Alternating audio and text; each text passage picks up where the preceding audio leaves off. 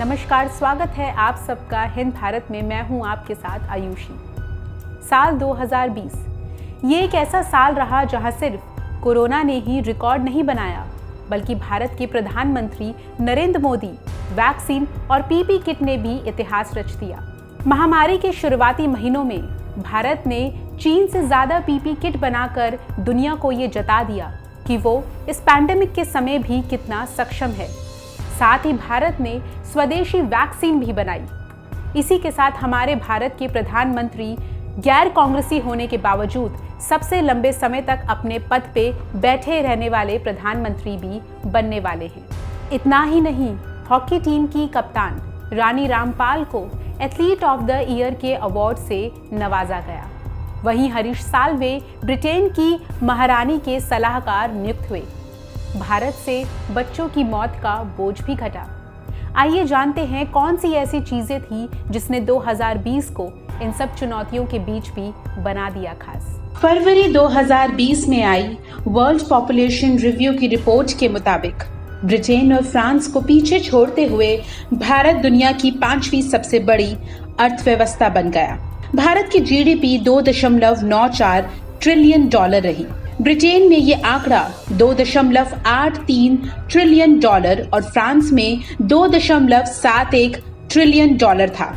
भारत की अर्थव्यवस्था में सर्विस सेक्टर सबसे बड़ा है, इसकी हिस्सेदारी 60% है। वहीं अमेरिका 139 वर्षों से दुनिया की सबसे बड़ी अर्थव्यवस्था बना हुआ है। दूसरे पायदान पर चीन और तीसरे पर जापान और चौथे पर जर्मनी है। Indian council of agriculture research ने फरवरी में क्लासिकल स्वाइन फीवर का नया टीका विकसित किया। ये सस्ता और असरदार साबित होगा। ये सुअरों में होने वाली बीमारी है। जुलाई में भारतीय वैज्ञानिकों ने निमोनिया की वैक्सीन तैयार की और ड्रग्स कंट्रोल से मंजूरी भी मिली। तीसरी सबसे जरूरी कोरोना की वैक्सीन भारत बायोटेक ने तैयार की। क्लासिकल स्वाइन फीवर के कारण हर साल देश को 400 करोड़ रुपए का नुकसान होता है।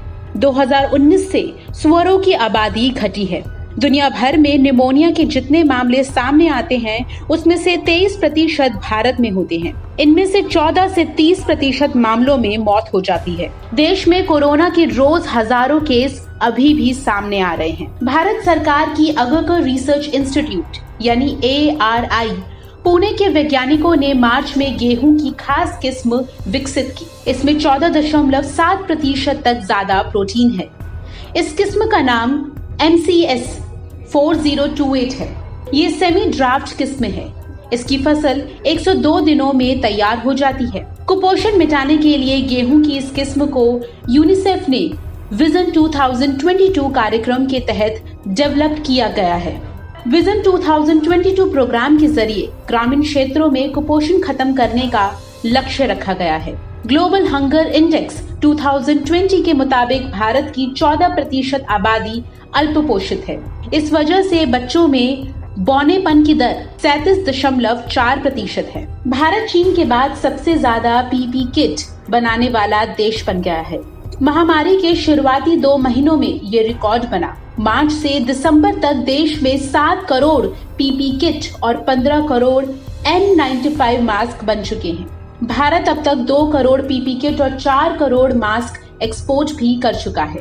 देश में कोरोना का जीनोम सबसे पहले गुजरात बायोटेक्नोलॉजी रिसर्च सेंटर के वैज्ञानिकों ने खोजा। हैदराबाद के सीरम इंस्टीट्यूट के पास दुनिया में सबसे ज्यादा वैक्सीन तैयार करने की क्षमता है। देश में स्वदेशी वैक्सीन कोवैक्सीन के अलावा ऑक्सफोर्ड एस्ट्राजेनेका की कोविशील्ड, नोवैक्स की 9VX-CoV2373 और रूस के गामालेया रिसर्च इंस्टीट्यूट की स्पुतनिक V वैक्सीन भी भारत में तैयार होगी।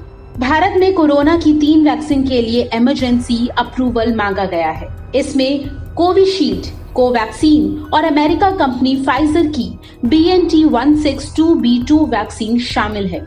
इस पर सब्जेक्ट एक्सपर्ट कमेटी की एक बैठक भी हो चुकी है। कंपनियों से कुछ डेटा और मांगा गया है। भारत सरकार का दावा है कि जनवरी में वैक्सीनेशन शुरू हो जाएगा।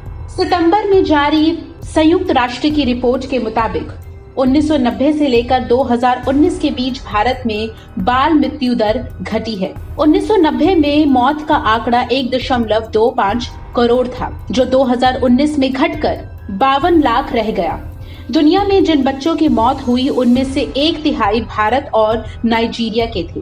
30 सालों में बच्चों की मौत के आंकड़े में हर साल 4.5% की कमी आई है। India state level disease burden initiative की रिपोर्ट के मुताबिक देश में 5 साल से 5 साल के कम उम्र के 68% बच्चों की मौत की वजह मां और नवजात का कुपोषित होना है। 83% शिशुओं के मौत की वजह जन्म के समय कम वजन और समय से पहले डिलीवरी होना भी है। प्रधानमंत्री नरेंद्र मोदी ने 13 अगस्त को 2 रिकॉर्ड बनाए।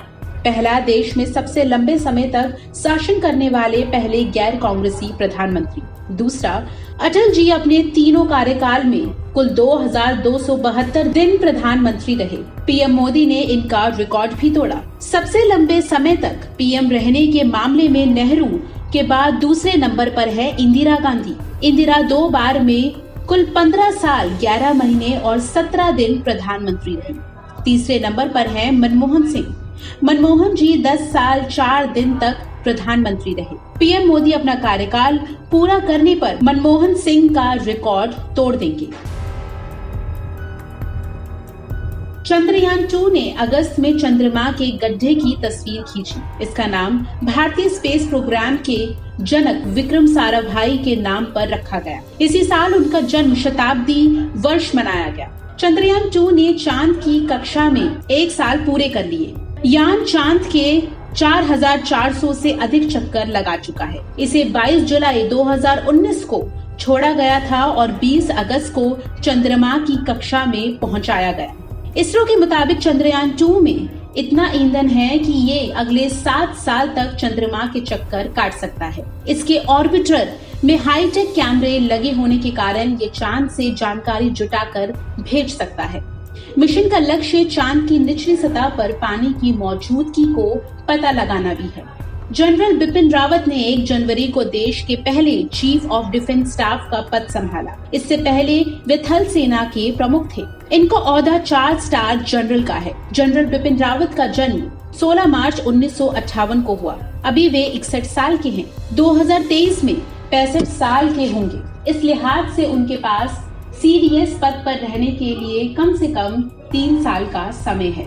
थल सेना में KM करियप्पा और सैम मानेकशॉ को फील्ड मार्शल की रैंक दी गई है। 1971 के युद्ध के बाद तत्कालीन पीएम इंदिरा गांधी मानेकशॉ को CDS बनाना चाहती थी। तब वायुसेना नौसेना प्रमुखों ने आपत्ति जताई थी। उनका तर्क था कि इससे वायुसेना और नौसेना का कद घट जाएगा। भारतीय महिला हॉकी टीम की कप्तान रानी रामपाल को जनवरी में world games athlete of the year award मिला। हरियाणा की रानी ये पुरस्कार पाने वाली पहली भारतीय महिला है।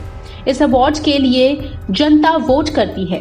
कुल 7,05,610 वोटों में उन्हें 1,99,477 वोट मिले। यूक्रेन की कराटे खिलाड़ी स्टेनिस्लाव हुरुना दूसरे और कनाडा की पावर लिफ्टर रिया स्टीन तीसरे स्थान पर रही। 1980 समर ओलंपिक्स के 36 साल बाद 2016 में ओलंपिक्स के लिए भारत ने क्वालिफाई किया। इस चयन का पूरा श्रेय उस गोल को जाता है जो रानी ने किया था। अपनी कप्तानी में ही भारत ने तीसरी बार ओलंपिक्स के लिए क्वालिफाई किया। इंग्लैंड की महारानी एलिजाबेथ द्वितीय ने पूर्व सॉलिसिटर जनरल हरीश साल्वे को जनवरी में अपना सलाहकार नियुक्त किया। ब्रिटेन के न्याय मंत्रालय ने 13 जनवरी 2020 को विश्व सलाहकारों की लिस्ट में उनका नाम शामिल किया। महारानी एलिजाबेथ हर साल कॉमनवेल्थ देशों में कुछ सीनियर एडवोकेट्स को चुनती है। हरीश साल्वे भी इनमें से एक हैं। हरीश साल्वे का जन्म महाराष्ट्र के नागपुर में 1956 में हुआ। पिता नरेंद्र साल्वे कांग्रेस नेता थे। हरीश दुनिया के सबसे महंगे वकीलों में से भी एक हैं और इन्हें पियानो बजाने का शौक है। पिछले साल कुलभूषण जाधव का केस इन्होंने ही संभाला था। इसके अलावा मुकेश अंबानी, सलमान खान, वोडाफोन और इटली सरकार इनके क्लाइंट रह चुकी हैं। 2020 एक ऐसा साल है जिसमें हम ये यकीन से नहीं कह सकते कि ये जाते जाते भी अपने गर्भ में क्या क्या समेटे हुए है। इस एपिसोड में फिलहाल के लिए इतना ही। आप मेरे साथ देखते रहिए हिंद भारत। खबरों में बने रहने के लिए चैनल को सब्सक्राइब करें और ये बेल आइकन जरूर दबाएं।